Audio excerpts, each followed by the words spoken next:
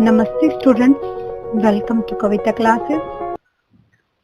हिंदी की हमारी बुक अभिव्यक्ति और माध्यम +2 और +1 की कॉमन बुक। +2 के स्टूडेंट्स के लिए बुक नई नहीं है और +1 के स्टूडेंट्स इस बुक को, इसके टॉपिक्स को पहली बार पढ़ेंगे। सबसे पहले हम जानते हैं अभिव्यक्ति और माध्यम।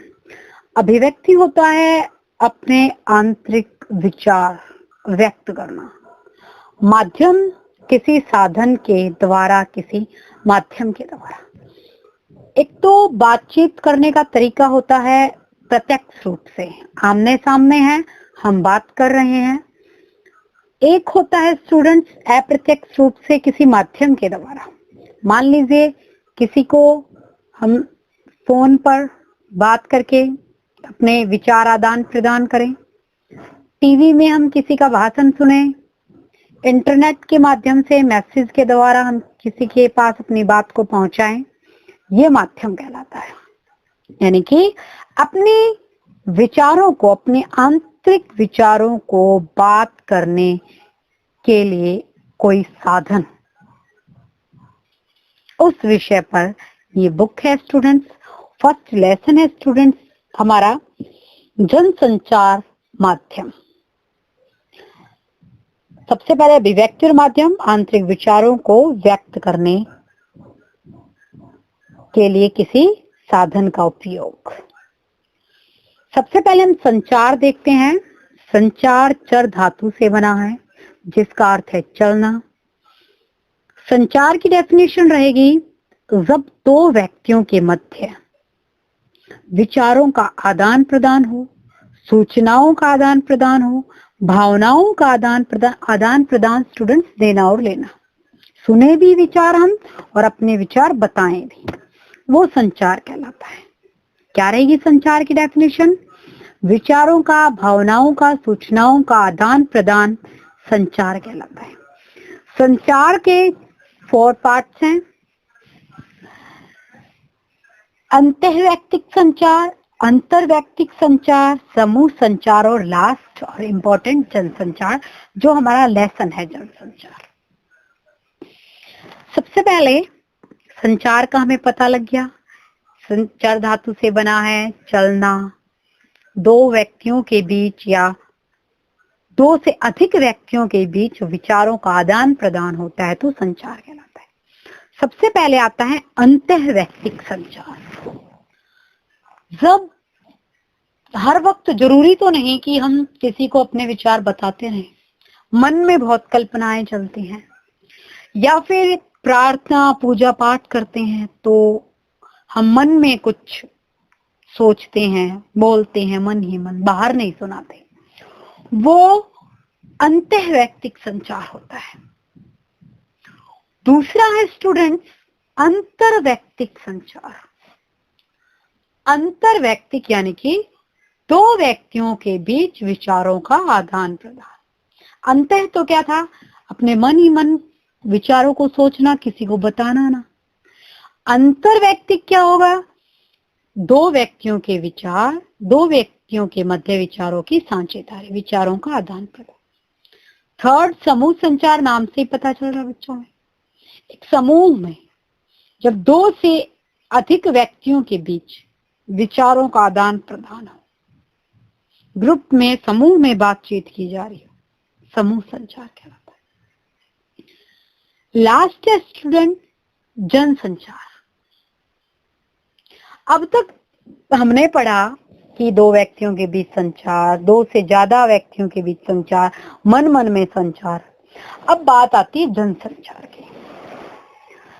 जनसंचार वो होता है जब हम किसी व्यक्ति को प्रत्यक्ष ना देखकर हम विचार तो पहुंचाते हैं उसके पास, लेकिन किसी साधन के द्वारा, माध्यम के द्वारा, जैसे पेज पर लिख के या मोबाइल फोन से बात करके या ईमेल करके या फिर किसी वीडियो के माध्यम से, ऑडियो के माध्यम से जब हम अपने विचार किसी दूसरे को बताते हैं या सूचना किसी दूसरे को बताते हैं तो वो जनसंचार कहलाता है। डेफिनेशन क्या रहेगी? जब संचार या जब बातचीत, जब विचारों का आदान प्रदान प्रत्यक्ष रूप से ना होकर किसी माध्यम के द्वारा, किसी साधन के द्वारा होता है, तो वो क्या कहलाता है? जनसंचार। आप अब मुझे प्रत्यक्ष रूप से ना देखकर, जैसे कि हमारे क्लास में होता है, हम समूह संचार कर रहे हैं, वो ना होकर आप मेरी आवाज फोन के माध्यम से सुन रहे हैं, तो ये जनसंचार है। कोई सूचना आपको सीधे रूप से ना बता के आप वो सूचना अखबार में पढ़ते हैं, आप वो सूचना इंटरनेट पर देखते सुनते पढ़ते हैं, वो सूचना टेलीविजन में देखते हैं, तो वो क्या कहलाता है? जनसंचार। आजकल जो डिजिटल स्टडी चल रही है स्टूडेंट्स, वो भी हमारे जनसंचार का पार्ट है। वरना समूह संचार से होती थी।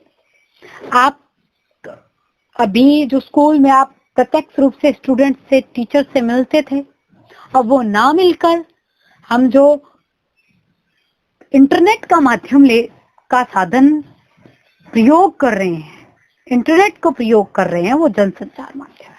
यानी कि विचारों का आदान प्रदान प्रत्यक्ष रूप से ना होकर किसी माध्यम, किसी साधन के द्वारा हो, तो वो क्या कहलाता है? जनसंचार। क्या कहलाता है स्टूडेंट्स? जनसंचार। सबसे पहले अंतर्वैयक्तिक, अंतर्वैयक्तिक, समूह संचार और लास्ट है जनसंचार। जनसंचार की डेफिनेशन क्या रहेगी? प्रत्यक्ष रूप से बातचीत या विचारों का आदान प्रदान ना करके किसी तकनीकी यांत्रिक माध्यम के द्वारा किया जाए, वो क्या कहलाता है? जनसंचार। अब जनसंचार के माध्यम क्या क्या हो सकते हैं? समाचार पत्र, पत्रिकाएं, रेडियो, टेलीविजन, इंटरनेट, ये सभी जनसंचार माध्यम हैं। जनसंचार के साधन हैं ये, जिनके द्वारा हमें सूचनाएं मिलती हैं, जिनके द्वारा हमें अपनी बातचीत किसी को बता सकते हैं, अपने विचार किसी को बता सकते हैं, दूसरों के विचारों को सुन सकते हैं। भाषा के माध्यम से जैसे हम विचारों का आदान प्रदान करते हैं ना, वो भाषा सुनने के लिए भी जो चीज हमें चाहिए वो जनसंचार कहलाती है। जनसंचार की डेफिनेशन आ सकती है स्टूडेंट एग्जाम में। अब जनसंचार के कार्य क्या होते हैं? जनसंचार के कार्य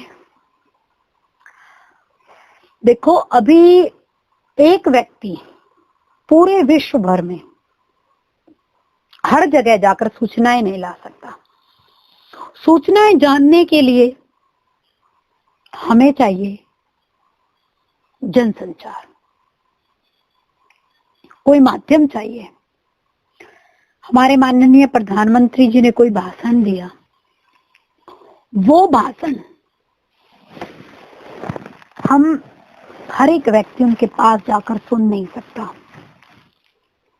वो भाषण उनका हमें टेलीविजन, रेडियो, इंटरनेट के माध्यम से सुनना पड़ेगा, उनको देखना पड़ेगा। तो जनसंचार के क्या कार्य हो गए? दूर दूर तक बैठे हुए व्यक्तियों को भी सूचना देना, शिक्षित करना, मनोरंजन करना, जनसंचार का कार्य। लोगों को जागरूक करना, लोगों के, सरकार के अच्छे बुरे कार्यों को लोगों तक लाना, जनसंचार का काम है। और सिर्फ दूसरों की बातें सुनने का जरिया नहीं है जनसंचार।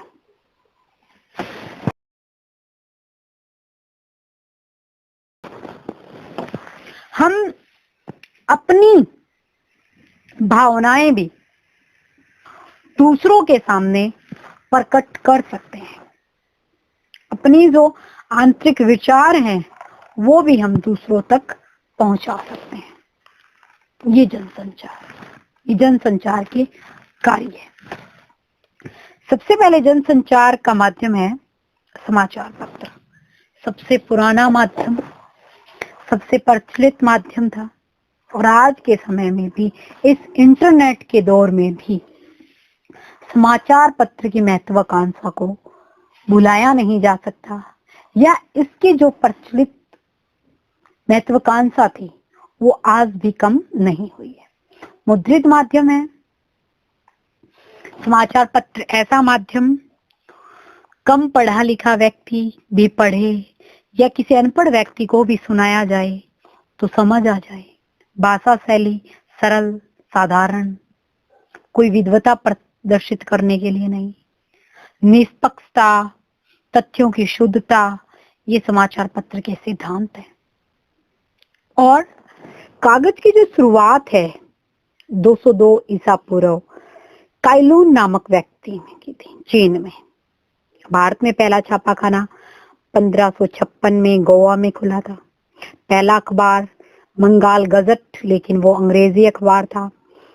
हिंदुस्तान, हमारा हिंदू प्रथम अखबार उदंत मार्तंड। और तब से आज तक विभिन्न अखबार हमारे देश में प्रचलित हो चुके हैं। मुद्रित माध्यम है, प्रचलित माध्यम है। सबसे पहला माध्यम समाचार पत्र जनसंचार का। समाचार पत्र के माध्यम से देश विदेश की, हमारे आसपास में घटित हुई सूचनाओं और उसके साथ साथ मनोरंजन, शिक्षित करने का कार्य भी करता है समाचार पत्र। Next student, radio. रेडियो का आविष्कार जी मार्कोनी इंजीनियर ने 1895 में किया था। एक ध्वनियों को आदान प्रदान करने का एक उपकरण बनाया था, उसी को रेडियो नाम दिया गया। 1936 में हमारे भारत में ऑल इंडिया रेडियो की स्थापना हुई। 1993 से एफएम फ्रीक्वेंसी मॉड्यूलेशन के द्वारा जो निजी चैनल है रेडियो के, उनकी शुरुआत हुई। आसपास के क्षेत्र से हर स्टेट में चैनल प्रसारित होने लगे। लोगों का मनोरंजन, शिक्षित करना, जागरूक करना, सामाजिक कार्यक्रम, नाटक, कहानियां रेडियो के माध्यम से लोगों के बीच जाने लगी। श्रीमती इंदिरा गांधी जी के समय में आकाशवाणी बहुत प्रचलित था। लोगों के बीच में इस तरह प्रचलित हो चुका था जिस तरह आज के समय में इंटरनेट। लोगों को, जैसे कि अखबार में तो फिर भी अनपढ़ व्यक्ति को पढ़ने में थोड़ी समस्याएं, लेकिन रेडियो के द्वारा एक अनपढ़ व्यक्ति भी समाचार जो है, सूचनाएं हैं, मनोरंजन कर सकता है बिल्कुल आराम से, कोई समस्या नहीं।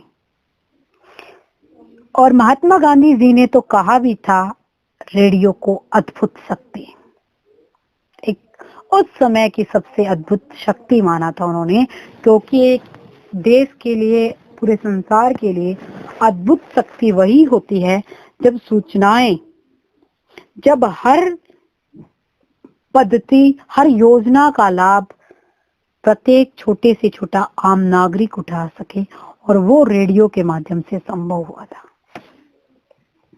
थर्ड है स्टूडेंट्स, टेलीविजन। टेलीविजन भी बहुत लोकप्रिय है। क्यों?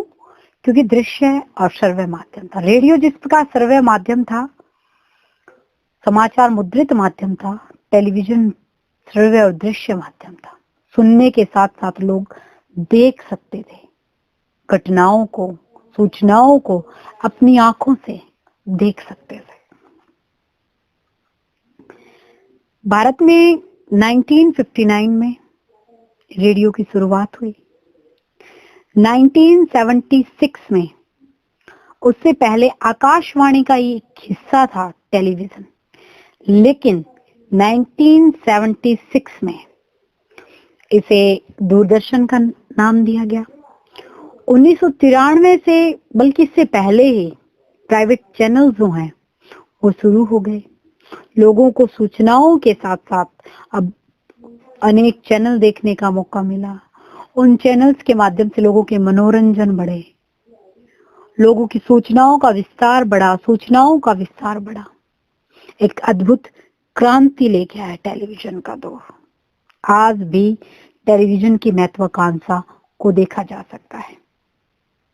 सबसे पहला माध्यम था समाचार, दूसरा रेडियो, तीसरा टेलीविजन और फोर्थ और लास्ट और इम्पोर्टेंट इंटरनेट। इंटरनेट आज बहुत जरूरी हो गया है, लोकप्रिय के साथ साथ ये भी कहा जाएगा कि जरूरी माध्यम बन गया है। इसके इतिहास के विषय में हम पढ़ लेते हैं। 1969 से 1971 अमेरिका द्वारा एक संस्था, रक्षा विभाग द्वारा एक संस्था बनाई गई, एडवांस रिसर्च प्रोजेक्ट एजेंसी, जिसमें 2 इंपॉर्टेंट इंजीनियर्स थे, विंट केर और बॉब गेन।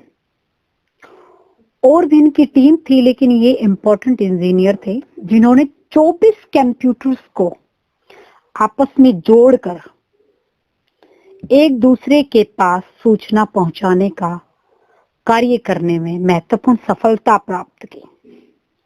परीक्षण किया उन्होंने, जो उनका सफल परीक्षण रहा। इसके बाद से इंटरनेट का दौर, इंटरनेट पे खोज शुरू हो गई।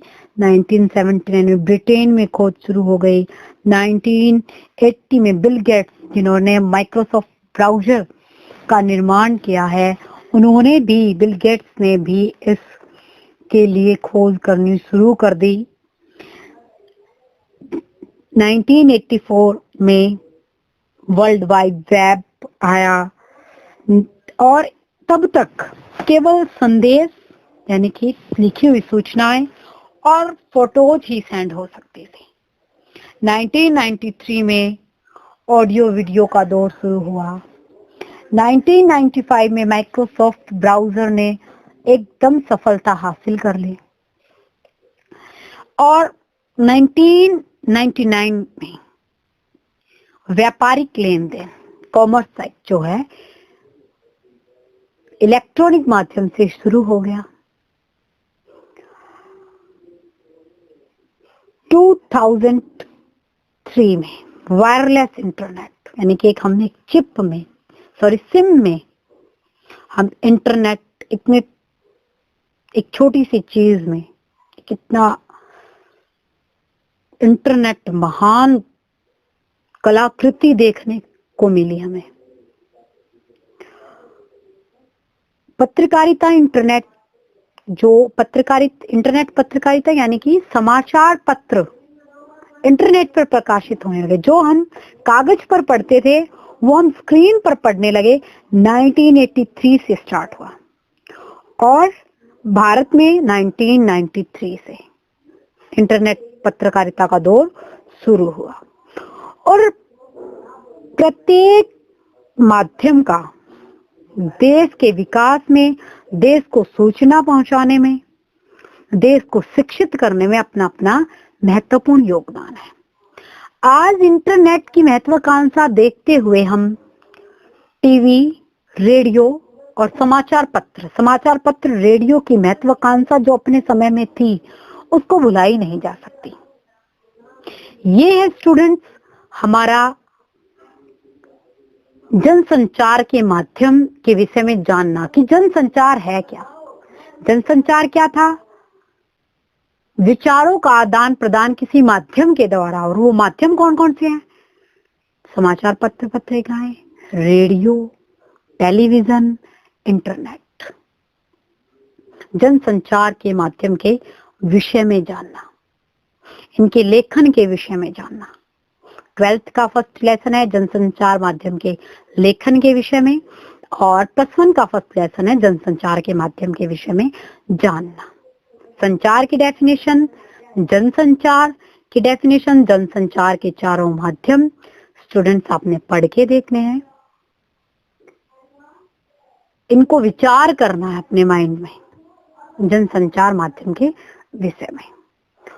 और स्टूडेंट्स अगर आपको ये जानकारी इंपॉर्टेंट लगी हो तो आप मेरे चैनल को लाइक करें, सब्सक्राइब करें और +1 और +2 में दोनों में ही ये कॉमन बुक है। इनके लेसन भी जो हैं सेम है दोनों के, +1 में बेसिक है, जो आप थोड़ा अच्छे से समझें, पढ़ने की कोशिश करें। बहुत इजी है और 15 मार्क्स के क्वेश्चन इस बुक से आपको अटेम्प्ट करने होते हैं। तो ध्यान से पढ़ें, अच्छे ढंग से पढ़ें। डिजिटल एजुकेशन जो